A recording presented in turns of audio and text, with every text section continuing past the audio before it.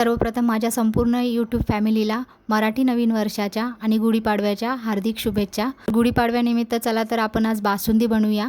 तर एका पातेल्यामध्ये मी थोडंसं पाणी घातलंय आणि 1 लिटर म्हशीचं दूध घेतलंय मी। पाणी यासाठी घालायचं ज्यामुळे दूध खाली पातेल्याला लागत नाही। काही काजू आणि बदाम 5-6 तास पाण्यामध्ये भिजत घातले होते। तर बदामाच्या साली काढून घ्यायच्यात आणि थोडंसं पाणी घालून काजू आणि बदाम त्याची बारीक प्युरी करून घ्यायची। दूध उकळल्यानंतर आपल्याला ही काजू बदामची पेस्ट दुधामध्ये घालायची आहे, पण घालताना एका हाताने ढवळत राहायचं आहे, ज्यामुळे दुधामध्ये गुठळ्या होणार नाहीत।